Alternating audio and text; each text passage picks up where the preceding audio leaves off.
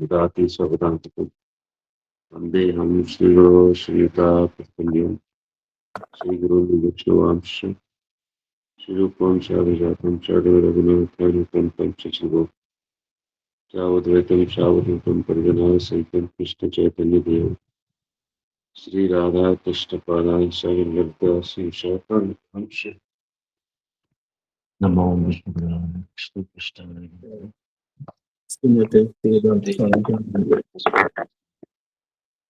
नमस्ते सरस्वती देवी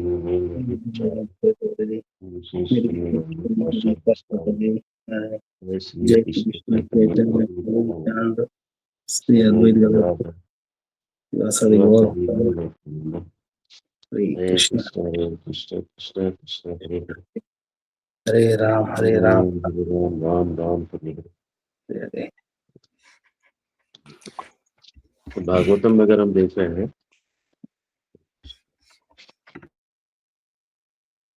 हरे कृष्ण भाग रहे हरे कृष्ण प्रभु जी, बोलिए बोलिए, आप कुछ बोल रहे थे। हरे कृष्ण, यस प्रभु जी, बताइए। नहीं मेरे को लगा आप आने वाले नहीं आज सैटरडे कर। नहीं, आज फ्राइडे है ना, मतलब हाँ, हमारे यहाँ फ्राइडे हुआ प्रभु जी। अच्छा ठीक है कल लो आज प्रभु आप, पर आपको कुछ कंटिन्यू करना था आप नहीं कुछ बोलना नहीं होगा आप। मैं इसलिए कल आज हाँ, आपके यहाँ सैटरडे हो गया। यस यस यस, मेरे हमारे यहाँ अभी शुक्रवार की शाम है। तो कल प्रभु जी क्या मेरा लुइसविल में क्लास है, तो ऐसा कर सकते हैं, वो मेरा कल 6 से 7:30 बजे तक का क्लास है, 7 सवा 7 7:30 बजे तक। तो वो भी हम उसमें से मैं ज्वाइन कर सकता हूँ। तो वो राधा अष्टमी पे देने आए क्लास, कुछ राधा अष्टमी सेलिब्रेट कर रहे हैं वो लोग।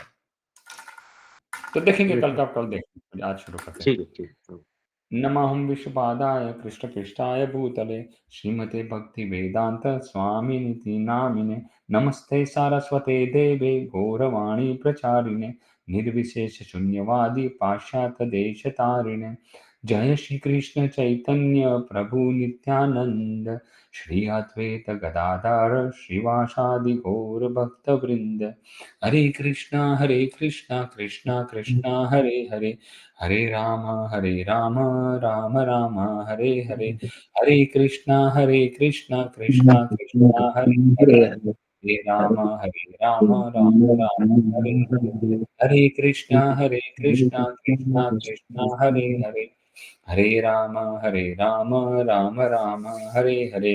ग्रंथराज श्रीमद् भागवतम की जय, श्रील प्रभुपाद की जय, श्री गुरुदेव की जय, निताई गौर प्रेमानंद हरि हरि बोल। हरे कृष्ण डिवोटीज। तो हम पढ़ रहे थे भागवतम में से स्कंद 1 कैंटो 1 चैप्टर नंबर 10 अध्याय 10। तो कैसे हमने कल चर्चा की कि भगवान जा रहे थे और हस्तिनापुर की जो नारियां थी अपने छतों पे चढ़ी थी, और उसके पहले कैसे अर्जुन और अन्य जो थे, जो बहुत ही उन्हें वीर में मूर्छित हो गए, और उद्धव जी भी थे। तो ये हम सुन रहे थे, और आज उसी को हम कंटिन्यू करेंगे। आज हो सके तो चैप्टर को आज हम हो सके उतना कवर करके उसको आज चैप्टर को समाप्त करने की कोशिश करेंगे। तो आगे बोलते हैं कि हे सख्या, तनिक उनकी पत्नी, ये हस्तिनापुर की स्त्रियां बात कर रही है, कि उनकी पत्नियों के विषय में सोचो कि जिनके साथ उनका प्राणी ग्रहण हुआ है। मतलब भगवान क्या पानी ग्रहण, पानी मतलब हथेली, और ग्रहण करना मतलब हथेली को पकड़ना, जैसे हम शादी में हाथ पकड़ते हैं, तो उसी को पानी ग्रहण किया गया। और उनके साथ कैसा उन्होंने कैसा व्रत तप यज्ञ तप किया होगा कि उनके स्वामी की संयुक्त पूजा की, के ब्रह्मांड के कौन से स्वामी की पूजा की होगी जिसने सबसे अधरामृत का निरंतर आस्वादन किया होगा। तो यहाँ पे बोलते हैं कि उन्होंने भगवान कृष्ण का निरंतर आस्वादन किया होगा, और व्रजभूमि की बालियाओं से ऐसी कृपा की कल्पना से ही प्राय मूर्छित हो जाती है। तो यहाँ पे हमें एक समझना चाहिए कि भगवान की 16,108 पत्नियां थी, राइट। तो यहाँ पे जब कोई भी जगह पे भागवतम में उनका आलिंगन आता है या निरंतर आस्वादन मतलब चुंबन करना आता है, तो हमें इसे भौतिक स्तर पे इस चीज को नहीं लेना चाहिए। बहुत सारे हमारे वरिष्ठ जो गोस्वामी हो गए और अन्य अन्य वरिष्ठ जो भक्त हो, उन्होंने लिखा है अपनी टीका में कि भगवान या उनकी पत्नियां कभी भी सीधा आलिंगन नहीं करते थे एक दूसरे को। जैसे भगवान अगर सुदर्भ सभा से द्वारकापुरी में आते थे और अपने महल में जाते थे, 16,108 महल थे, तो भगवान की जो पत्नी थी, जिस महल की जो पत्नी, वो क्या करती थी कि उनको बेटों को वो आलिंगन करती थी और उनका बेटा दौड़ के भगवान की ओर जाता था और भगवान उसको आलिंगन करते थे। तो ये पत्नी यही समझती थी कि हमें स्वयं भगवान का आलिंगन हुआ। और चुम्बन करना भी यह है कि सीधा चुम्बन का मतलब नहीं, यहाँ पे वो हथेली पे या हाथ पे चुम्बन करते थे। तो हमें कभी भी इसको भौतिक दृष्टि से नहीं देखना है। ये बहुत ही गलत चीज है कि हम ये सोचते अरे यार भगवान भी ऐसा करते थे, तो फिर आज का मटेरियलिस्टिक आदमी करे या भगवान की पत्नियों के बीच में है। पर हमें समझना चाहिए कि डायरेक्ट आलिंगन कभी नहीं था, बहुत ही मर्यादित के से रहते थे। तो उनकी पत्नी, यहाँ पे लिखा है, उनकी पत्नियों से संतान हुए प्रद्युम्न, साम, अम्ब इत्यादि। उन्होंने शिशुपाल के नायकत्व में आए हुए अनेक शक्तिशाली राज्यों को हराकर रुक्मणी, सत्यभामा तथा जामवती जैसी स्त्रियों का अनेक स्वयंवर समारोह से बलपूर्वक अपहरण किया था। उन्होंने भौमासुर तथा अनेक हजारों सहायकों का वध करके अन्य स्त्रियों को भी अपहरण किया था। ये सारी स्त्रियां धन्य हैं। तो देखिए यहाँ पे कहते हैं ना कि भगवान के बारे में रुक्मणी ने सिर्फ सुना था। कैसे सुना था? तो अपने गुरु से, ठीक है, या तो अन्य अन्य जगह से, और सुन के ही भगवान से वो आकर्षित हो गई है। तो यही चीज हम भी कर रहे हैं। हम जो भागवतम सुन रहे हैं, भागवतम पढ़ रहे हैं, इसमें जो लीला है वो सारी लीला व्यास देव ने लिखी है, सुखदेव ने गाई है, अन्य लोग ने गाई है। तो ये है, सुन के हम आकर्षित होते हैं। और क्योंकि रुक्मणी जी पहले भगवान कृष्ण को कभी मिली नहीं थी, न तो कृष्ण मिले थे, ठीक है। तो जब रुक्मणी जी का पत्र आया तो कृष्ण ने देखा कि कैसा उनका सरेंडर है, वो कैसे अपने आप को सरेंडर किए कि भाई अगर आप नहीं आए मुझे लेने समय से, तो मैं किसी अन्य से शादी नहीं करूंगी, पर अपने प्राण त्याग दूंगी। और भगवान तुरंत उनकी मदद करने चले गए थे। ऐसे कहीं अनेक अनेक बार आता है, भगवान ने जैसे गजेंद्र को उसने सरेंडर कर दिया कि हे नाथ, मेरा कोई नहीं है, आप ही है, आप मुझे बचाइए। द्रौपदी ने भी सरेंडर किया था। तो भगवान तुरंत आ गए थे। गजेंद्र जब को बचाने गए तो वो गरुड़ पे गए थे, और गरुड़ की तेजी सबसे ज्यादा तेज है, वो मन से भी ज्यादा भागता है। फिर भी भगवान को उस दिन उसकी गति धीमी लगती थी और भगवान चले गए और गरुड़ पीछे आ रहा है। तो ये बहुत ही हमें समझना चाहिए कि भगवान की जो भी पत्नियां थी, भगवान ने शादी कहीं सामने से नहीं की, सभी पत्नियां सरेंडर थी। तो उनको उनकी शादी हो, जैसे 16,100 जो पत्नियां भौमासुर या कोई अन्य जो राजा था उसने कैद करके रखा था, तो भगवान उन्हें बचाने गए थे। और बचाने के बाद उन्होंने ही कहा था कि भाई आपने उससे अच्छा हमको ना बचाया होता, क्योंकि अब तो हम हमारे घर भी नहीं जा पाएंगे, हमारा हमारा स्वागत कौन करेगा? तो भगवान ने बोला ठीक है, तो हम आपके अधीन हैं, आप ही हमारा सहारा हो। और भगवान ने फिर इनसे शादी की थी। इन सारी स्त्रियों ने व्यक्तित्व तथा शुद्ध से विहीन होते हुए शुद्ध शुद्धि से विहीन होते हुए भी अपने जीवन को धन्य किया। उनकी पत्नी कमल नयन भगवान के उन्हें घर में कभी अकेले नहीं छोड़ा। वे उन्हें बहुमूल्य भेंट प्रदान करके उनके हृदय को प्रसन्न बनाते थे। तो देखिए भगवान क्या करते हैं कि कभी अकेला नहीं छोड़ा, उन्हें बहुमूल्य भेंट भी देते थे और उनको हमेशा प्रसन्न रखते थे। वर्णन आया है कि भगवान की 16,108 पत्नियां थी। हर एक पत्नी से 10 पुत्र और एक एक पुत्री थी मोस्टली। और उन सभी को पढ़ाने के लिए, उन सभी के महल अलग अलग थे, उनके पढ़ाने के लिए टीचर अलग अलग आते थे। तो सोचिए उनका कितना बड़ा द्वारका में ऐश्वर्य होगा। और सबको खुश रखते थे। जब भगवान आते थे तो ऐसा नहीं था कि एक ही भगवान आए, 16,108 भगवान प्रकट होते थे। और हमारा जैसा नहीं है, बहुत कभी कभी मटेरियलिस्टिक बोलते। गुरु महाराज के बंदे ने कभी एक यहाँ पे पूछा था कि भगवान ने इतनी सारी शादी की, क्या जरूरत है? तो गुरु महाराज ने बहुत अच्छा बोले, भाई उनको प्रॉब्लम नहीं है, जिसने शादी की उनको प्रॉब्लम नहीं है, भगवान को नहीं प्रॉब्लम, तो तुम्हें क्या प्रॉब्लम है? तो गुरु महाराज बोले भगवान अगर एक गिलास पानी मांगते थे ना तो 16,108 गिलास पानी आ जाते थे। और तुम्हारा जैसा नहीं है कि 16,108 बार मांगो तो एक बार मिले या ना मिले। तो ये भगवान है, इसलिए हमें कभी ये मटेरियलिस्टिक नहीं सोचना चाहिए, क्योंकि हम देखते हैं हम कुछ चीज मांगते तो शायद हम मांगते 10 बार तो एक बार नहीं आती, और भगवान में ऐसा नहीं था। राजधानी हस्तिनापुर की स्त्रियां अभी उनका अभिनंदन कर ही रही थी और इस प्रकार से बात चला ही रही थी कि भगवान ने मुस्कुराते हुए इनकी बधाई स्वीकार की और इन पर अपनी कृपा दृष्टि डालते हुए नगर से प्रस्थान किया।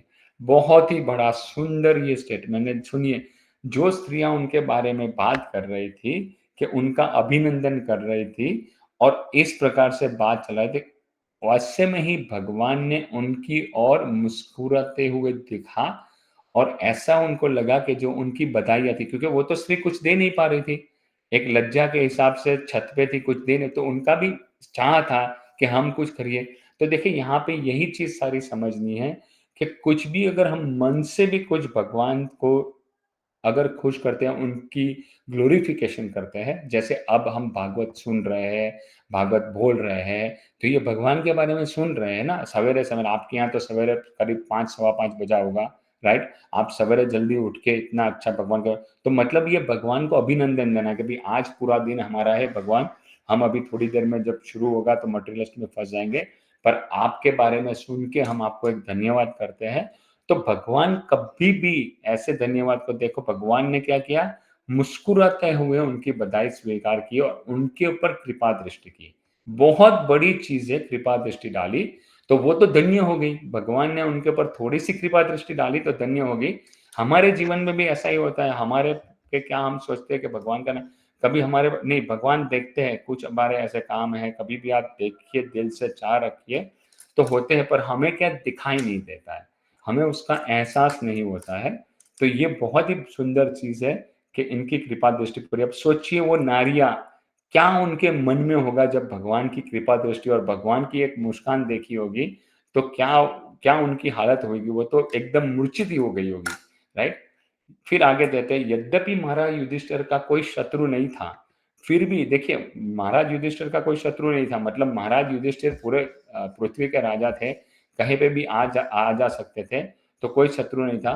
फिर भी क्या किया उन्होंने, भगवान के साथ जाने के लिए चतुरंगी सेना को भेजे, घोड़े, हाथी, रथ तथा पैदल सेना भी भेजी। क्यों? क्योंकि शत्रु से बचाव होए, ये उनका डर नहीं था। पर ये एक स्नेह होता है कि कभी भी आप जिसको प्यार करते हो, जब भी उसको विदाई करते हो या इसको कुछ करते हो, तो आपको ये आवश्यक ध्यान रखना है कि आगे जाके उसको कभी तकलीफ ना हो, राइट? हालाँकि अपना तो है ना, जैसे अपने को कहीं जाना होता है घूमने के लिए या वृंदावन जा रहे हैं या कहीं जाना है, तो पहले से यही सोचते हैं ना, सब कुछ पैक कर लेते हैं, भाई खाना पैक कर लो, ट्रेन में मिले ना मिले, ये कर लो, कपड़े ठंडी हो, कितना सोचते हैं। तो उसी तरह ये युधिष्ठिर महाराज भी भगवान, पर हम हमारे लिए सोचते हैं, युधिष्ठिर महाराज ने भगवान के लिए सोचा, इतना फर्क है, क्योंकि युधिष्ठिर महाराज भगवान के भक्त थे। तो फिर आगे कहते हैं, भगवान कृष्ण के प्रति प्रगाढ़ स्नेहवश कुरुवंशी पांडव ने उन्हें विदा करने के लिए उनके साथ काफी दूर तक गए। देखिए काफी दूर तक गए, भगवान ना भी बोल रहे थे कि भाई आप मत आइए, आप जाइए, बहुत दूर तक आ गए हैं, मैं चला जाऊंगा, फिर भी वो बस वापस जाना ही नहीं चाहते। क्यों? क्योंकि भगवान को कोई वीर उनका उनको छोड़ना ही नहीं चाहते हैं। हमारे भगवान है ही इतने खूबसूरत। हमारा बच्चा कभी होता है, हम उसे हॉस्टल भेजते हैं ना, तो माँ या होती है वो कहाँ पीछे पीछे तक जाएगा, वो सिक्योरिटी वाला, अरे बहन जाइए, आप जाइए, आंटी या बहन जो भी है आप जाइए, अब यहाँ से चला, फिर भी वो खड़ी रहती है तब तक जब तक बच्चा चला नहीं गया। तो यहाँ पे भी ये लोग नहीं जाना चाहते, और ऐसा ही हुआ था राजा राम, जब वो वनवास जा रहे थे तो पूरे अयोध्या वैसे कैसे गए थे, और भगवान को फिर रात को उनको सोते ही भी छोड़ के चला जाना पड़ा। तो यही फिर आगे कहते हैं, हे सोनक, तब भगवान कुरजांगल, पांजल, सूरसेन, यमुना के तट, वर्त प्रदेश, मतलब वहां से होते होते मध्य सारस्वत, मोर प्रांत तथा जल के वाले भाग से होते हुए, मतलब देखो यहाँ पे लिखा है कि जल के अभाव, मतलब जब भगवान निकले होंगे तब बारिश का समय होगा, तो उन्होंने ऐसी ऐसी जगह पसंद की जहाँ जल का प्रभाव ज्यादा ना हो, क्योंकि पहले बारिश में पानी भर जाता था और कच्चे रोड थे तो रोड ब्लॉक हो जाते थे। तो भगवान ने क्या किया कि जल प्रभावित एरिया नहीं हो, ऐसे एरिया से वो निकले और द्वारका के लिए उन्होंने रास्ता लिया। इन प्रांतों से होकर यात्रा करते समय उनका स्वागत किया गया, पूजा की गई और उन्हें विविध भेंट प्रदान की गई। संध्या के समय सारे स्थान संध्याकालीन अनुष्ठान कृत्य करने के लिए भगवान की अपनी यात्रा स्थगित करते थे।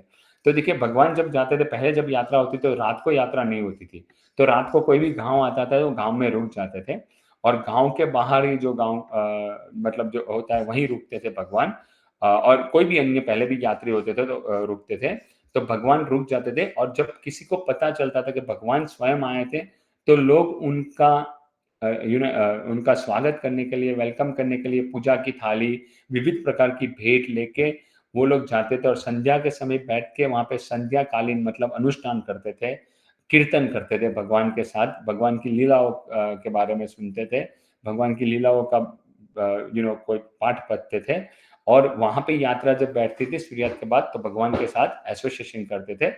और नियमित रूप से, क्योंकि भगवान पहुंचे तो 1-2 दिन में होंगे नहीं, ज्यादा समय लगा होगा, क्योंकि दिल्ली से गुजरात द्वारका जाना, अभी भी हम जाते हैं ट्रेन से तो भी 17-18 घंटा लगता है, उससे ज्यादा शायद, और उस टाइम तो चलते लेते थे। तो ये बहुत सुंदर है कि हर एक गांव में भगवान ऐसे गए, रात को रुके और सभी को उनका एसोसिएशन दिया। तो बहुत ही सुंदर ये द्वारका के लिए भगवान निकले हैं। और यहाँ पे फिर कहते हैं, इसी प्रकार श्रीमद् भागवतम के प्रथम स्कंद के अंतर्गत द्वारका के लिए भगवान कृष्ण का प्रस्थान नाम का 10वां अध्याय के भक्ति वेदांत तात्पर्य पूर्ण हुआ। शिला प्रभुपाद की जय। ऐसी भक्ति वेदांत स्वामी शिला प्रभुपाद की जय। बहुत सुंदर ये चैप्टर था। तो यहाँ पे किसी का कोई प्रश्न या कोई रियलाइजेशन हो तो बताइए, वरना इस चैप्टर को हम यही विराम देंगे और फिर अगले मतलब संडे से हम आने वाले चैप्टर से काम करेंगे। भगवान श्री कृष्ण का द्वारका में अब कैसे प्रवेश होता है तो उसके बारे में हम बात करेंगे। बहुत अच्छा लगा प्रभु आपका कथा सुनकर, मन आनंदित हो गया। हमारा केशवानंद प्रभु का ये हमारे ऊपर उपकार है, उनसे भी हम सुनते हैं, सीखते हैं, और उन्होंने हमको लगाया तो हमारा भी उस बारे में थोड़ा पढ़ाई हो जाता है और श्रवण कीर्तन हो जाता है। So thank you very much. Keshavanand Prabhu बहुत अच्छा काम कर रहे हैं, आप सबको लगा है। निस्वार्थ भक्ति बोलते हैं ना इसे, ये निस्वार्थ भक्ति है केशवानंद प्रभु की। धन्यवाद। हरे कृष्ण प्रभु जी, धन्यवाद प्रणाम। हरे कृष्ण माता जी। हरे कृष्ण, धन्यवाद प्रणाम प्रभु जी। हरे कृष्ण प्रभु जी, धन्यवाद प्रणाम। हरे कृष्ण प्रभु।